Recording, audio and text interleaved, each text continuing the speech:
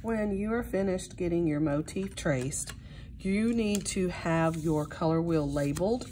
I chose to just use letters to know that I'm gonna put yellow there, that I'm gonna put yellow green over here, yellow orange, and all the 12 colors that are going around the color wheel, because these are things that you don't want to show when you're finished. You also need to see about cleaning up any of your lines that you used. I'm gonna leave these because I may come back and put something there. And then when you're ready, there are all different kinds of brushes that you can use. There are long-handled brushes that you could use. They come both with a flat tip and they come with a round tip. These are usually called a Gilbert. Then there are long-handled brushes that come smaller. And then there are short-handled brushes that do the same thing, and they come in different sizes as well. For this particular work and for that you're doing, you really want to make sure that you're using a square brush if all possible. Round brushes are honestly used for watercolor paint because they're designed to hold water, and that's something we don't want when we're working with acrylic. Now this brush works well with oils, acrylics, or watercolor because it's called a script brush, and you use it in such a way that you could draw really fine lines with it. So, and the little softer bristle brush that you have, the better it will be. What's nice about the square brushes is they will paint lines when you're painting, depending on how you use them, if you use them correctly. So when you're using a flat brush, you really don't want to paint it to the side. You really want to paint it so that it's flat because it should paint that line for you as you're working around your shapes that you have drawn, whether they're straight or curved like mine. And you just lay them down and you just pull that as you're working. Now this is acrylic paint, so it does need to be opaque. That means you shouldn't see through it. It shouldn't look thin. And sometimes things that happen are you end up with too much water in your brush before or after you clean it. You don't need to put these in water before you use them because it's not watercolor paint, so you don't need your brushes to be wet.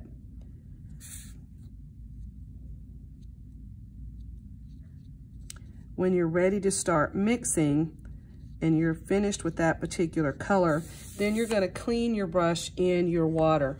And when you clean your brush in your water, that means that you're going to the actual bottom of the bowl gently and you're going back and forth to clean out that paint. And then just take and drag it across the lip of the bowl. That also helps clear off that water. And then your paper towel will be your test to see if you've got all that out. And then again, because this is acrylic, you don't want all that water in your brush. Now I'm gonna be mixing on wax paper. I normally use paper plates, but for the sake of my situation right now, we're gonna be using these. Now, when you are mixing, and because you're only using your 3 primary colors for this assignment, you'll have any color you want later, you're gonna always start with a lighter color first. So if you're gonna make your yellow green, for example, or let's say you wanted to make green, then you're gonna start with your yellow first. Now, the smaller the brush, the less paint that you're gonna end up picking up.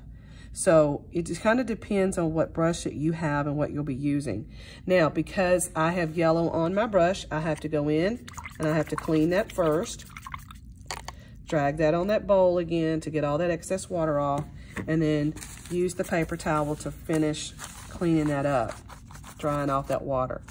And then, because you're working with a darker color, you're not gonna need as much paint.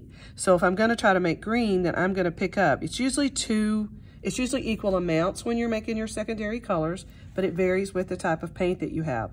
So then I'm gonna mix that into my paint.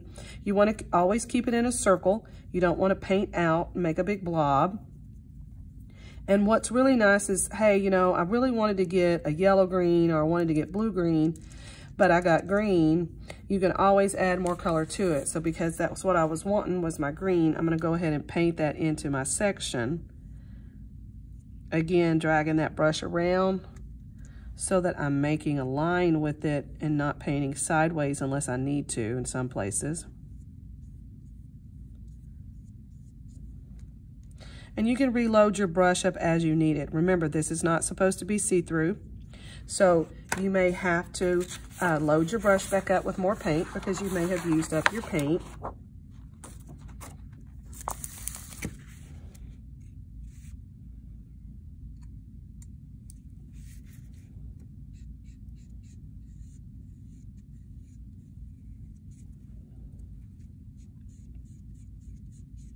And I want you to work smarter, not harder. So if you get through with a color, like I'm about to be through with this green, and I actually still have paint left, then I can use that to create another color. There's no need to be wasteful or throw it away or not use it. So I can decide if I want to add more blue to it and make my blue green, or do I want to go lighter and make my yellow green. Now, you always use your lighter color first, or you're going to be mixing forever to get the color that you want, because it takes longer to lighten a color than it does to darken a color. So always your lighter color first. And then again, when you're finished, you go to your bowl, whatever you're using to clean for your water, and clean that out. And then just drag it across to get your color off. Your paper towel is your test, because if you have all your water out, or excuse me, all your paint out, then you won't have anything but water on your paper towel. So because I have my green already here, I'm just gonna go ahead and I'm gonna go darker. So I'm gonna choose to pick up my blue, and I'm gonna get a more, because my goal is that I need to make a blue-green anyway. And then I'm gonna mix that into the existing paint that I already have. And if I get the color I want, then I paint that. And then you just do this throughout your composition, mixing up your paint as you go and getting the color you want. And if you don't have the color you want, you can make up more, or take the two primary colors you were using and use more of another. Because when you're dealing with your secondary colors, it's normally considered equal amounts. When you're working with your intermediate or tertiary colors, those are the ones with your two names, and the primary color first, it's always whatever primary color it is. If it says it's yellow-green, then it's going to have more yellow than blue. If it's red-orange, it's going to have more red than yellow to create that. And then you're going to complete your color wheel with all of your 12 colors using only your 3 primary colors.